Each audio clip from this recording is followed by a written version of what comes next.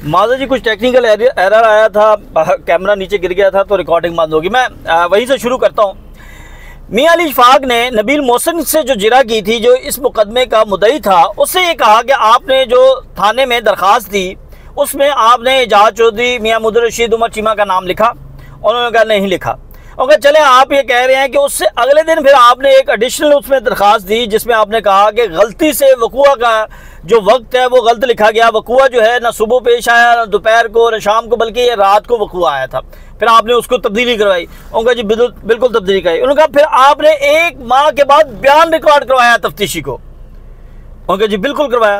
उनका ये बताएं कि 1 माह के बाद आपने ये कहा कि इस FIR के मुताबिक जो आपने दी उसमें नामजद आपने किया हो मियां मुहम्मद रशीद को, एजाज चौधरी को, उमर चीमा को।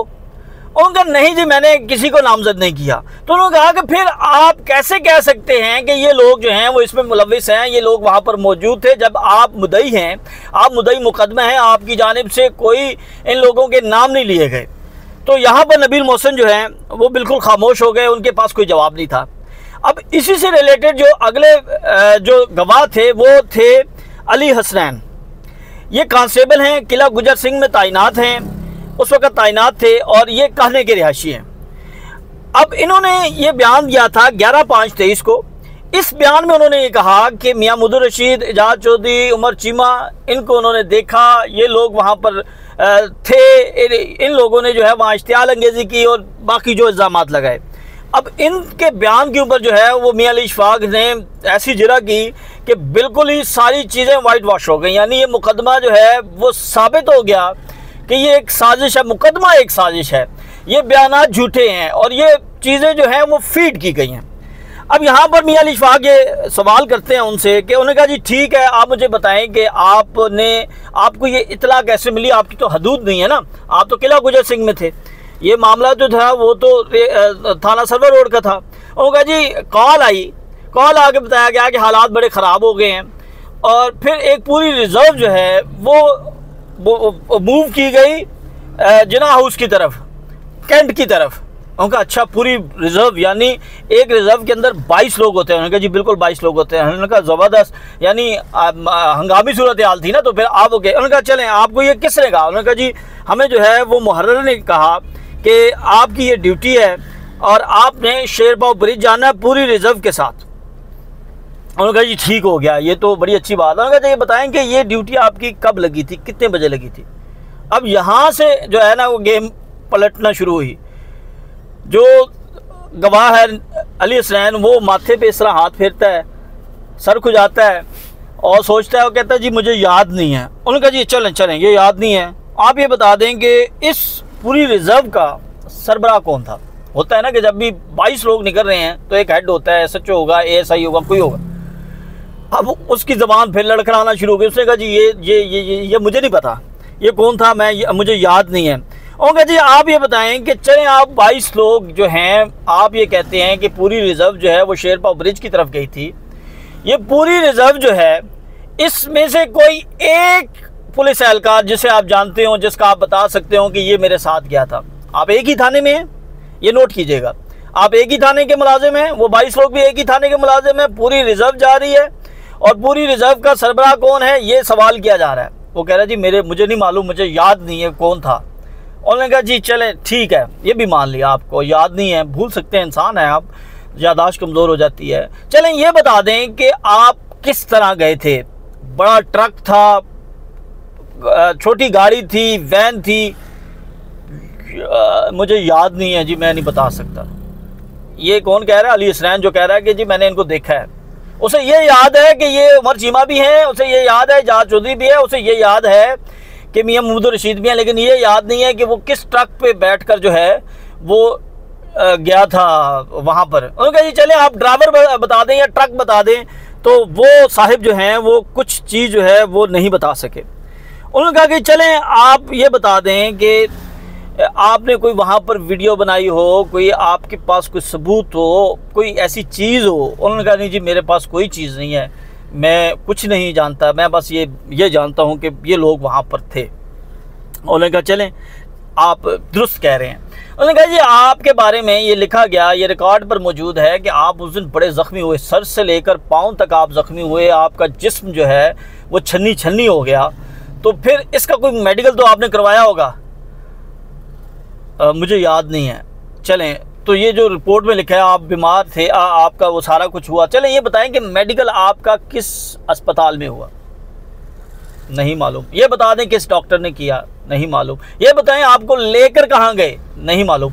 ये बताएं आपको जख्म कहाँ पर आए? नहीं मालूम। ये वो शख्स है जिसके बयान पर 3 लोगों को नामजद किया गया, उमर चीमा, एजाज चौधरी और मियां महमूद रशीद। उन्होंने कहा चलें ये भी हो गया, कोई आप ये बता दें कि जहां पर ये खड़े थे उसके राइट लेफ्ट क्या चीज़ें थी? नहीं मालूम। राइट लेफ्ट क्या चीज़ें थी? नहीं मालूम। यानी इस हद तक चीज़ें जो हैं वो खुलकर सामने आई, बेनकाब हुई। इस हद तक जो है वो एक मनगढ़ंत कहानी थी कि जिसको साबित करने के लिए आपके पास जो है कोई चीज़ नहीं है। उन्होंने कहा कि कोई एक ऐसा सबूत दे दें जिससे ये साबित हो कि आप वहाँ पर गए थे, आपको सारी चीज़ें जो हैं वो आप जो कह रहे हैं वो बिल्कुल सच है। उन्होंने कहा जी मेरे पास कोई सबूत नहीं है। उन्होंने कहा चले ठीक है। अब इसी हवाले से हसाम अफजल से बड़ी अहम जो है वो जरा मियां अली इशफाक ने की थी। जो बातें पहले हो चुकी हैं वो तो मैं नहीं करता, लेकिन मैं आपको एक और चीज़ बताता हूँ। हसाम अफजल के हवाले से ये इंकिशाफ जो है ये उस जिरा के दौरान हुआ था मियां अली इशफाक की, कि हसाम अफजल ने खुद को ये कहा था कि वो स्पेशल ब्रांच का मुलाजम है। जब रिकॉर्ड आया, जब चीज़ें आई, जब जिरा हुई, तो फिर ये साबित हुआ कि ये स्पेशल ब्रांच का मुलाजिम नहीं था, ये थाने का मुलाजिम था। इसके हवाले से सवाल किया मियां अली इशफाक ने, तो उसने कहा कि जी वो मेरे यादा में गलती से मुझसे लिखवाया गया। यानी एक स्पेशल ब्रांच का मुलाजिम जो है वो गलती, एक थाने का मुलाजिम अपने आप को स्पेशल ब्रांच का मुलाजिम कह रहा है। ये कैसी गलती है? आपको अपने ओहदे का नहीं पता, आप जिस स्पेशल ब्रांच में, उनका चले आप कभी स्पेशल ब्रांच में तैनात है, उनका नहीं रहे, तो उनका नहीं रहे तो फिर आपसे ये गलती कैसे हो गई? ये वो चीज़ें हैं। और ये जो 300 मीटर वाली बात थी, ये भी उस जिरा के दौरान उसने बात की थी मियां अली इशफाक से। और उन्होंने कहा कि चलें आप ये कहते हैं, आप ये बताएं कि इमरान खान जो हैं उस वक़्त दिन क्या था? उन्होंने कहा जी मुझे याद नहीं है। चलें उन्होंने कहा ये बताएं कि आप कितने, कहते हैं 3 माह तक मैंने रेकी की। ये बड़ा अहम पॉइंट है। 3 माह तक मैं ज़मान बाग जाता रहा, जहाँ जाकर मैं जासूसी करता रहा, फिर मैंने वर्कर बन के मैं भेस में किया। उनका 3 माह आप गए, 3 माह के दौरान कोई एक चीज़ आप बता दें, कोई एक शख्स बता दे, नहीं बता सके। उन्होंने कहा चले आप इस दौरान मोबाइल तो लेके जाते होंगे ना, आपका CDR निकल। कहते नहीं, मोबाइल तो मैं हमेशा जो है वो रख के जाता था थाने में। उन्होंने कहा जी आप और खालिद? उन्होंने कहा जी दोनों। उन्होंने कहा जी ठीक हो गया। जब जिरा हुई, उन्होंने पूछा अच्छा जी आप थाने में रख के जाते थे, आप ये बताएं कि किसको दे के जाते थे आप?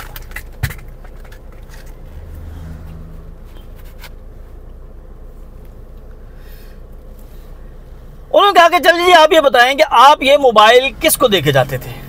वो नहीं बता सके। उन्होंने कहा ये बताएं कि आप 3 महीने आप मोबाइल कहते हैं मैं थाने में रख के जाता था, फलां शख्स को दे के जाता था, किसकी कस्टडी में होता था, तो वो ये नहीं बता सके। इसका मतलब ये है कि वो झूठ बोल रहे हैं, इसका मतलब ये है कि वो गलत बयानी कर रहे हैं, इसका मतलब ये है कि वो अदालत के सामने इतना बड़ा जो है वो झूठ बोल रहे हैं और अदालत को गुमराह कर रहे हैं।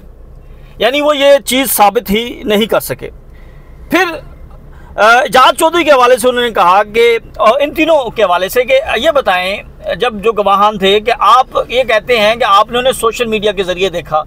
सोशल मीडिया की आपने जो नक्शा था तफ्तीशी अफसर के साथ, वहाँ पर जाके आपने उसको कंफर्म किया कि ये आया वही जगह है जहाँ की ये वीडियोज़ हैं? उनका नहीं किया। उनका जी नक्शा मौका महल पर गए, उनका नहीं किया। तो उनका फिर कैसे? चलें ये बताएं कि ये जो वीडियोज़ हैं ये सोशल मीडिया की हैं, TV की हैं, अखबार की हैं, ट्विटर की हैं, किसकी हैं? नहीं मालूम जी। और इस हवाले से कोई चीज़ भी नहीं है, ना CDR है। अच्छा, इसके हवाले से फिर दलाइल देते हुए एजाज चौधरी के हवाले से मियां अली इशफाक ने बताया कि 10 मई को एजाज चौधरी लाहौर में नहीं थे, उन्हें तो नज़रबंद कर दिया गया था लाहौर में, इस्लामाबाद में माज़त। फिर उनकी नज़रबंदी जो है वो 23 मई को मियां गुल हसन साहब हैं, उन्होंने उसको जो है वो गैर कानूनी करार दिया था और उसके बाद फिर उन्हें गिरफ्तार किया गया।